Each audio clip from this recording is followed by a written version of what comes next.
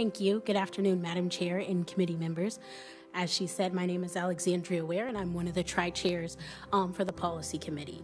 And so I'm here today to ask your support of House Bill 2536. And as a current kinship foster parent and a young person who has lived experience in the state of Kansas, I understand the need and the urgency for this bill. Instead of me reviewing my testimony, you have it in front of you, all the things. But I just want to make sure that you guys understand that this is the time for us to pass this bill, right? We have young people who are in emergency respite. We have young people who are bouncing placement to placement every night, who don't have permanency, who don't have a family, and that's what Soul Family would do. It would give those young people a chance to have a family. It would give them young people a chance to be able to go somewhere at night so they're not having to bounce home to home. And then in addition, I was blessed to have a Soul Family, right? So Soul Family, even though it's a bill now, back 12 years ago, I was blessed to have a Soul Family when I was in care. It was my grandpa. He was amazing. All the things, supported me through everything, college, grad school, everything I've ever wanted to do, he was right there cheering me on. But that's what Soul Family is about. It's about having a cheerleader. It's about having a community. It's about having a village. There's always this saying that says it takes a village to raise a child, and that's what Soul Family does. It gives them that village to raise them in a system that's taken them from their parents and said that they can raise them better than they can. So then that way they have support, they can transition out of care, and they can be like me and my colleagues who are here today supporting this bill and urging you to pass it.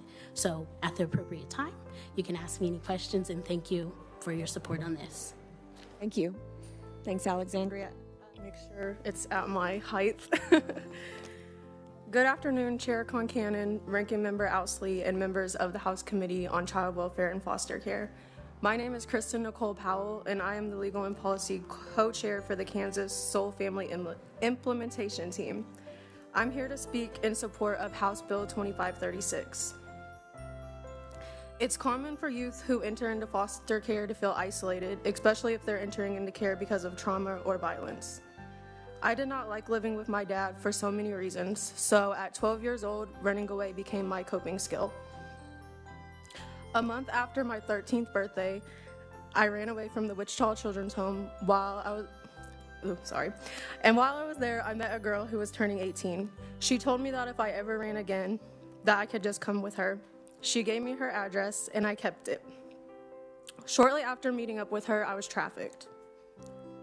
When I was later found by the police, I was interrogated, incarcerated, and placed into foster care. Things only got worse for me from here, and my long journey to 18 began. I was labeled high risk, which meant that I was not allowed any contact with the outside world except for when I was in school or on supervised phone calls. No social media and no phone. I was cut off from my community and everybody that I knew. The judge also placed a no-run order on me, which meant that if I ran again, I'd spend 6 months incarcerated. I felt trapped and isolated, so I just kept running away. Months after turning 16, my foster care case was closed, and I was now the juvenile justice system's problem. 49% of young adults who navigated the foster care system in 2021 experienced incarceration. The data in Kansas shows that youth who leave the foster care system are not finding positive outcomes. Instead of environments where young people can flourish with permanent loving families, we are witnessing the rise of temporary solutions, such as day centers for unplaced foster youth. It is essential for young people to have a network of adults in their life so they have someone that they can call when they need help or when they just need someone to talk to. I know from firsthand experience from the positive relationships with adults who loved me and cared for me even when I didn't love or care for myself. This is what kept me from prison, homelessness, drug addiction, and even death. 60% of youth emancipate or age out of the Kansas foster care system without legally recognized relationships.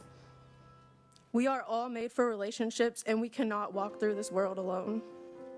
My mentor, Dr. Karen Countryman Rosworm, has a quote that I revisit often. It was love through transformational relationships that changed my life, not the services. Relationships and love help people heal, not services and systems. At 18, I was in Kansas alone with no family, but I was lucky to have mentors who poured into my life and brought me into their families. This is how I learned how to be a mother, how I learned about unconditional love, and so many other life skills that I still use today. Imagine the impact this could have made on me at 16 years old. Does anyone here have a young person in their life right now that they love that they are not related to? Imagine for 1 second that they were placed into foster care and you had no way to contact them or to stay in their life. How would you feel? And more importantly, what would you do? I am asking you today to support HB 2536. Soul Family is a new, innovative permanency option designed by people with lived experience. This is an opportunity for Kansas to be the first state in the country to do something different for foster youth. And if anyone disagrees with the bill, I ask you not to think why we shouldn't, but why we need to pass HB 2536. And this concludes my testimony. Okay, thank you, Kristen. Good evening to everyone here, and thank you, Madam Chair, and the members of the House Committee on the Child Welfare and Foster Care. Again, my name is Nakaya Gatson. I'm also one of the policy tri-chairs for the Soul Family here for the implementation team. I want to first start off by, can you guys hear me all well? Okay. I wanted to first start off by saying I want to extend my heartfelt gratitude for the opportunity to address you all today regarding the Soul Family legal permanency option. Additionally, I approach this space not only as a professional, but I also come with a deep understanding of lived experience within the child welfare system. And so foster care, I just wanted to first start off by saying it's not a one-size-fit-all solution. And many young people who enter the system, they come in the system with different reasons all the time, stemming from either state intervention of their parents or their parents' rights have been relinquished due to unfortunate circumstances, and consequently many youth experience a disconnect from their family roots. And this precisely is why we do need the Soul Family legal permanency option as a pathway that can be uniquely tailored to everyone's circumstances, right? And so it really opens up a door to a vision beyond the conventional norms dictated by the current laws and policies. Just reflecting on my own journey, as I entered the system at an age where I was on the verge of aging out of care. I had lost both of my parents while I was in care. I had limited family support, especially being a young person dually impacted by not only the child welfare system, but also the juvenile system. And so at the age of 16, I could have greatly benefited from, DCF connecting me to kinship or outside of the realm of foster care connections. And so unfortunately, I always felt trapped in a circle of transition, right? And so this transition seemed to never end. The focus was primarily on transitioning and not really establishing those permanent connections to help me thrive. And so I feel like every young person really deserves the chance to experience normalcy and the opportunity to thrive, unburdened by the state's preconceived notions of what family should be.